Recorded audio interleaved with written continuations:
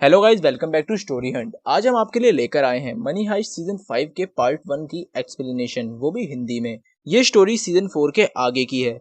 अगर आपको season 1 to 4 की स्टोरी नहीं पता है तो आप हमारी प्रीवियस वीडियो जरूर देखिए, लिंक डिस्क्रिप्शन में है।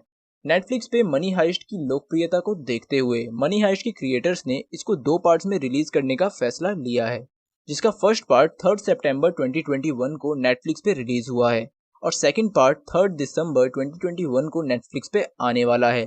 सीजन 5 के पार्ट फर्स्ट में टोटल 5 एपिसोड्स हैं। तो फिर चलते हैं सीधा अपनी स्टोरी की तरफ। लास्ट सीजन में आपने देखा था कि प्रोफेसर ने सक्सेसफुली रकेल को बैंक ऑफ स्पेन में हेलीकॉप्टर की हेल्प से पहुंचा दिया था और पूरी पुलिस फोर्स का बड़ा वाला फुद्दू काटा था।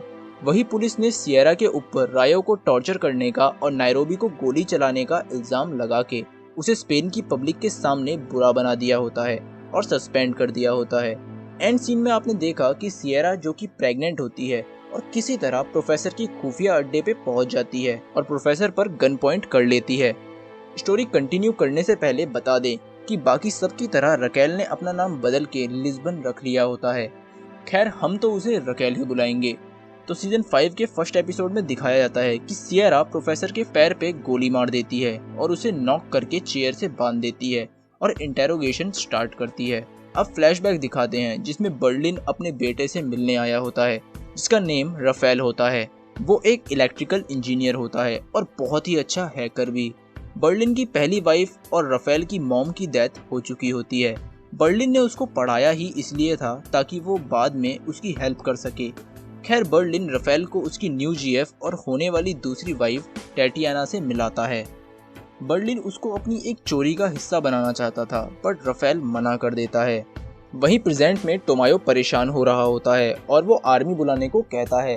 प्रोफेसर ने इसके लिए भी प्लान तैयार कर रखा था। प्रोफेसर के हिसाब से अगर रकेल को अंदर जाना पड़ता है तो पुलिस आर्मी की हेल्प जरूर लेगी और तब टीम मनी हाइस्ट अपना प्लान चेंज कर देगी और प्लान रोम एक्टिवेट करेगी। प्लान रोम में साफ था कि जितना सोना मेल्ट कर लिया है उतना उठाना है और सबको जिंदा बाहर निकालना है। बट यहाँ तो भसड़ पड़ी हुई थी क्योंकि सियरा प्रोफेसर के अड्डे पे पहुंच चुकी थी। मार्सेला जब रकेल को हेलीकॉप्टर से छोड़ के वापस आ रहा था तो पुलिस हेलीकॉप्टर की लैंडिंग लोकेशन पे पहुंच जाती है। प्रोफेसर ने पहले से एक फार्मर को धमका के उनका फार्म कब्जे में कर रखा था जहाँ हेलीकॉप्टर उतरता है। मार्सेला जूलिया के फादर की हेल्प से वहाँ से तो बच जाता है और सीधा प्रोफेसर के अड्डे में आने के लिए निकल जाता है। बैंक के अंदर आर्टुरो के पैर पे गोली लगी होती है, जिसकी वजह से डेनवर और मोनिका में फिर बहस हो जाती है। वहीं रकेल प्रोफेसर से कांटेक्ट करने की काफ़ी कोशिश करती है, बट प्रोफेसर तो चेयर से बंधे हुए थे। पालेर्मो अंडरग्राउंड जाता है और बोगोटा से बोलता है कि गोल्ड मेल्ट करना रोक दे। बाहर पुलिस कैंप से टोमायो मेजर सगेस्ता को कॉल लगाता है और उसे बैंक ऑफ स्पेन वाला केस हैंडल करने को बोलता है। सगेस्ता गांडिया की तरह बहुत अच्छा फौजी होता है जो कि काफ़ी सारे स्पेशल ऑपरेशन कर चुका होता है। वहीं सियरा प्रोफेसर को टॉर्चर करके उससे भागने का प्लान जानना चाहती है और प्रोफेसर को सीवेज वाटर के ऊपर बांध के लटका देती है।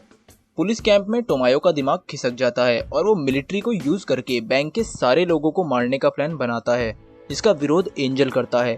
बैंक में टोक्यो और रकेल के बीच दोस्ती हो जाती है और टोक्यो रकेल को उसके एक्स की कहानी सुनाती है जिससे वो बहुत प्यार करती थी। एक बैंक रॉबरी करते टाइम उसके एक्स को गोली लग गई थी। खैर, अब रकेल दोबारा प्रोफेसर से कांटेक्ट करती है और इस बार सियरा प्रोफेसर को बात करने देती है। प्रोफेसर सबको प्लान रोम इनिशिएट करने को साफ मना कर देता है। सियरा सबको धमकी देती है और कॉल डिस्कनेक्ट कर देती है। तभी हेलसिंकी सबको बताता है कि बाहर आर्मी आ गई है और इनको कुछ जल्दी सोचना पड़ेगा। रकेल अपना दिमाग लगाती है और टोक्यो और मोनिका को व्हाइट फ्लैग लेकर और कुछ हॉस्टेजेस को लेकर बाहर जाती है टोमायो से नेगोशिएट करने। टोमायो को आर्मी को अटैक करने से रोकना पड़ता है। टोमायो एंजल के उकसाने पे नेगोशिएट करने को मान जाता है। रकेल टोमायो को बताती है कि गांडिया उनके पास जिंदा है और उसकी बॉडी में ग्रेनेड के टुकड़े घुसे हुए हैं, उसको मेडिकल ट्रीटमेंट की बहुत ज़्यादा ज़रूरत होगी। टोमायो उससे गांडिया को बाहर भेजने को बोलता है। रकेल को अब तक समझ आ जाता है कि सियरा और पुलिस फोर्स अलग अलग काम कर रहे हैं और टोमायो की टीम को प्रोफेसर के पकड़े जाने का कोई भी अंदाज़ा नहीं है। रकेल कंफर्म करने के लिए टोमायो से बोलती है कि वो प्रोफेसर से पूछ के बताएगी। अब सब वापस बैंक के अंदर आ जाते हैं। बैंक में गांडिया और बोगोटा फाइट कर रहे होते हैं। बोगोटा को नायरोबी की डेथ का बदला लेना था तो वो गांडिया को मारना चाहता है, बट टीम उसको रोक लेती है। इन सब के बीच आर्टुरो, गवर्नर और कुछ हॉस्टेजेस टीम की रखी गन्स उठा लेते हैं। आर्टुरो गन से अंधाधुंध फायर करने लगता है, जिससे डेनवर के हाथ में गोली लग जाती है। आर्टुरो गवर्नर और कुछ हॉस्टेजेस को लेकर भागने लगता है। बाहर पुलिस कैंप में सगेस्ता अपनी टीम के साथ अटैक करने की प्रिपरेशन करने लगता है और अंदर आर्टुरो टीम की आर्मरी वाले रूम में घुस जाता है। वहाँ इतनी सारी गन्स एंड बॉम्ब देख वो बौखला जाता है और डेनवर से बदला लेने की सोचने लगता है। गवर्नर के मना करने के बाद भी वो बाकी हॉस्टेजेस को उकसाता है और कंटिन्यू फायर करता रहता है।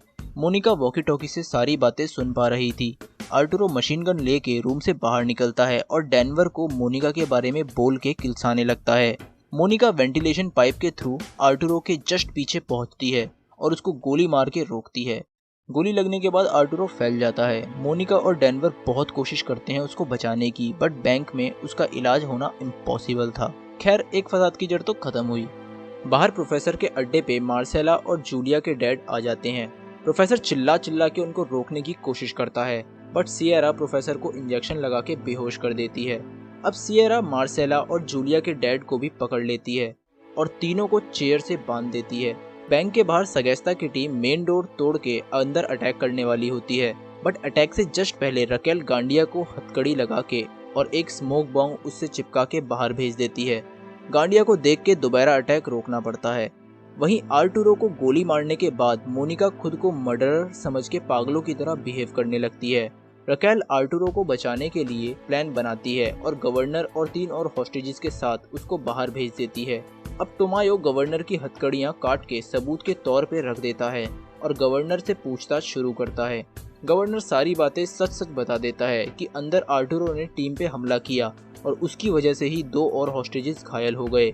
टोमायो भड़क के सारे स्टेटमेंट टीम के खिलाफ कर देता है और एंजल के रोकने पे वो किलस के सियरा को प्रोफेसर की टीम का बनाने को कहता है। टोमायो सियरा के खिलाफ फेक सबूत इकट्ठा करने को कहता है, जिससे उसको देशद्रोही करार दे दिया जाए। अंदर जूलिया मोनिका को अपनी कहानी बता के समझाने की कोशिश करने लगती है। अब आता है फ्लैशबैक का सीन, जिसमें दिखाया जाता है कि रफेल, बर्लिन, टाटियाना, मार्सेल और बोगोटा एक रूम में बैठे होते हैं और चोरी का प्लान बना रहे होते हैं। बर्लिन रफेल को पूरा प्लान समझाता है। प्लान ये था कि ये लोग वाइकिंग के बनाए गोल्ड के प्याले चोरी करेंगे और वो भी एक म्यूजियम से। बर्लिन के हिसाब से ये एक रिस्क फ्री चोरी होगी, जिसमें ये लोग 12 किलो सोना चोरी करने वाले थे। इस चोरी में टाटियाना म्यूजियम में परफॉर्म करेगी और अपने साथ बर्लिन, रफेल और मार्सेला को भी एंट्री दिला देगी। अंदर जाके बर्लिन और रफेल रूम के बाहर खड़े बॉडीगार्ड के डैड को पकड़ लेते हैं और उस बॉडीगार्ड को डिस्ट्रैक्ट करके रूम में घुस जाएंगे। अंदर जाके वो दोनों असली गोल्ड कप्स को नकली से बदल देंगे और बॉडीगार्ड के आने से पहले वहां से निकाल लेंगे। बर्लिन गोल्ड बैग को विंडो से बाहर एक रिवर में फेंक देता है और वापस पार्टी में चला जाता है। बाद में दिखाते हैं कि बोगोटा ने डाइवर सूट पहन के रिवर में से वो बैग पकड़ लिया था और वो रिवर के अंदर अंदर तैर के एक ब्रिज के नीचे सबको मिल जाता है। अब बर्लिन अपने बेटे को चोरी की टेक्निक समझा देता है। प्रेजेंट में टोमायो ने प्रेस कॉन्फ्रेंस में सियरा के नकली सबूत दिखा के उसे देशद्रोही घोषित कर दिया। प्रोफेसर के अड्डे पे सियरा और प्रोफेसर ये न्यूज़ सुन रहे होते हैं। प्रोफेसर सियरा को समझाता है कि टोमायो ने उसको धोखा दिया है, पर सियरा तब भी प्रोफेसर की बात नहीं मानती और इसी बहस में सियरा को वाटर ब्रोक होता है, मतलब बेबी कभी भी हो सकता है। प्रोफेसर सियरा को कहता है वो अकेले ये नहीं कर सकती, उसे हेल्प करने दे। सियरा पहले तो मना करती है, बट बाद में प्रोफेसर और उसके दोनों साथियों को फ्री करके हेल्प ले देती है। वहीं फिर फ्लैशबैक आता है, जिसमें मॉस्को और डेनवर जूलिया के लिए परेशान होते हैं। मॉस्को फर्स्ट चोरी से पहले ही जूलिया के फादर को बता देता है कि उसके बेटे को वो प्रोफेसर के प्लान में शामिल कर रहे हैं। खैर, प्रेजेंट में दिखाते हैं कि बैंक में टीम मनी हाइस्ट अब फाइट के लिए पूरी तरह तैयार है और वो ये सब बिना प्रोफेसर के करने वाले हैं। यहाँ रकेल पूरा दिमाग लगा के पालेर्मो के साथ मिलके प्लान तैयार कर लेती है।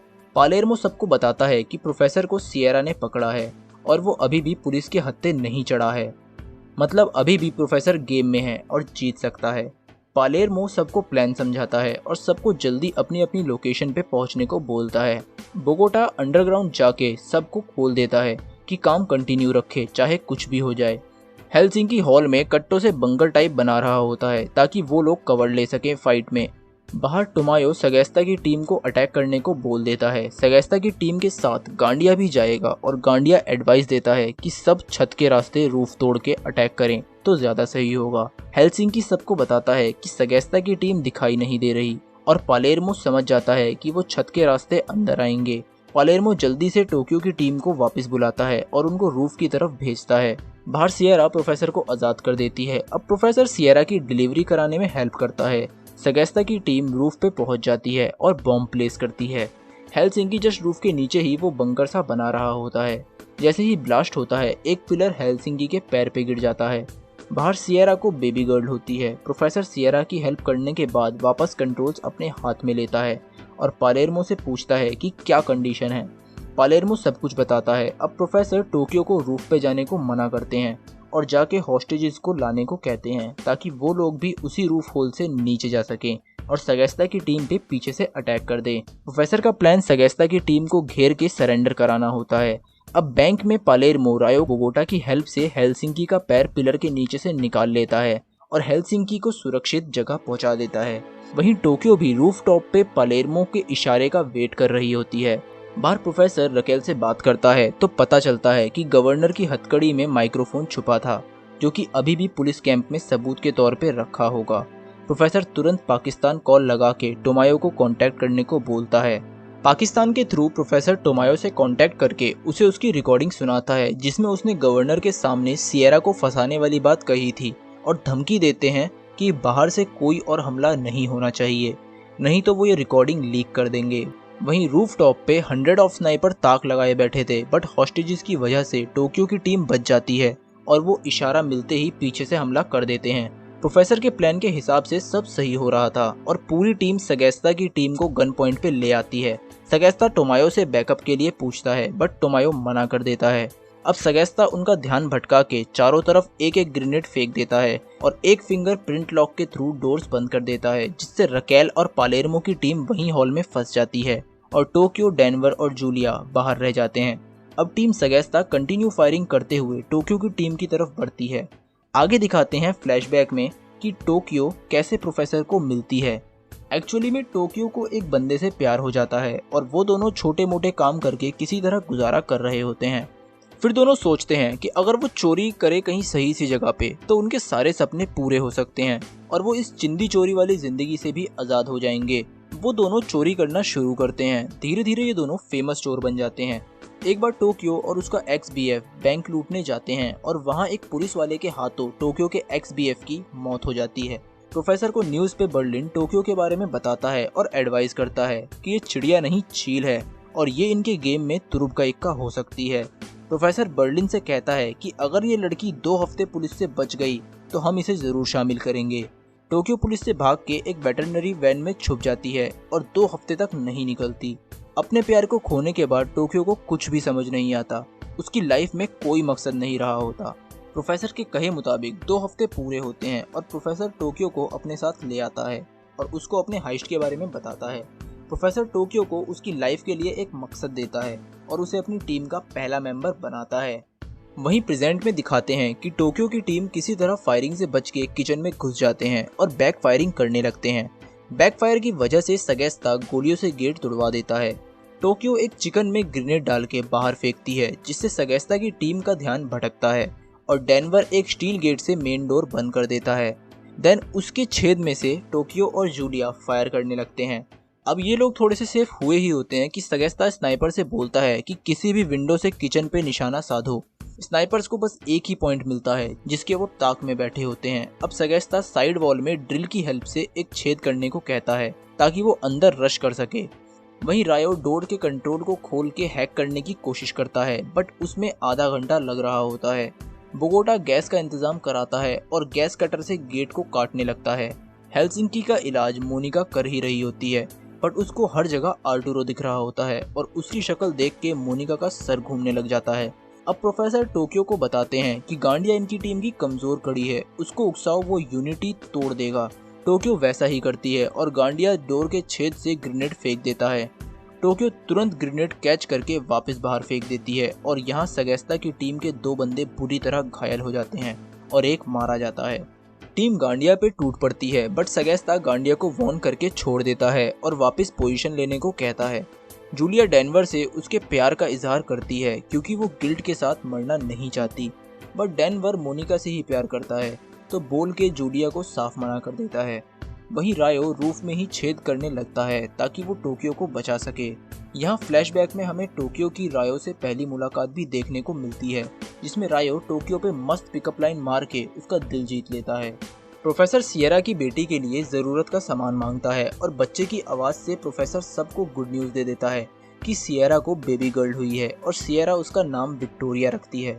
रकेल सियरा को कॉन्ग्रेचुलेट करती है। अब सियरा वॉशरूम जाती है और एक बैग में से छोटी सीजर अपने बाजू में छुपा लेती है। वहीं बैंक में टोक्यो और डेनवर ड्रिल पॉइंट्स का पता लगाते हैं और उन्हीं होल्स में से गोलियां चला देते हैं। गोली सीधा सगैस्ता की टीम मेंबर्स के पैरों पे लगती है। पीछे हटे हुए टोक्यो विंडो के सामने आ जाती है और स्नाइपर तुरंत ऊपर गोलियां चला देता है। गोली टोक्यो के हाथ पैर दोनों में लगती है और टोक्यो बुरी तरह घायल हो जाती है। डेनवर किसी तरह उसे विंडो से दूर करता है। डेनवर टोक्यो का हाथ और पैर बांध के खून रोकता है और गेट वगैरह ब्लॉक करने की कोशिश करता है। रायो भी रूफ में होल करने की पूरी कोशिश कर रहा होता है और बोगोटा भी गेट काटने की पूरी कोशिश कर रहा था, बट इनके पास टाइम ही तो नहीं था, निकलने का कोई रास्ता दिख नहीं रहा था। तभी मोनिका अनकॉन्शियस होते हुए भी डेनवर को सर्विस लिफ्ट से निकलने का आइडिया देती है। डेनवर जल्दी से सर्विस लिफ्ट देखता है, वो अप्रॉक्स 6 फ्लोर नीचे थी, मतलब इनको रस्सी के थ्रू जाना था। टोक्यो एक मशीन गन कट्टों के बीच रख के किसी तरह गन हैंडल करने की कोशिश करती है। वो डेनवर और जूलिया को टाइम रहते जाने को कहती है।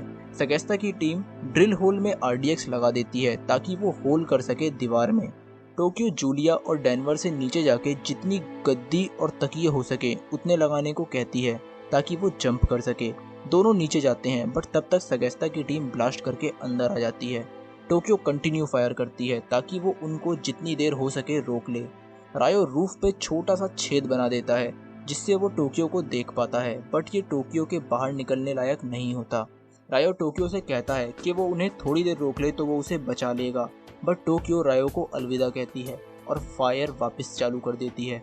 प्रोफेसर डेनवर जूलिया सब टोक्यो को लिफ्ट में जंप करने को कहते हैं, बट टोक्यो वहीं रह के गोलियां चलाती रहती है। सगैस्ता की टीम टोक्यो को गोलियों से छन्नी छन्नी कर देती है। ये सीन रियली बहुत ज़्यादा इमोशनल था। सब रो रहे थे टोक्यो के लिए।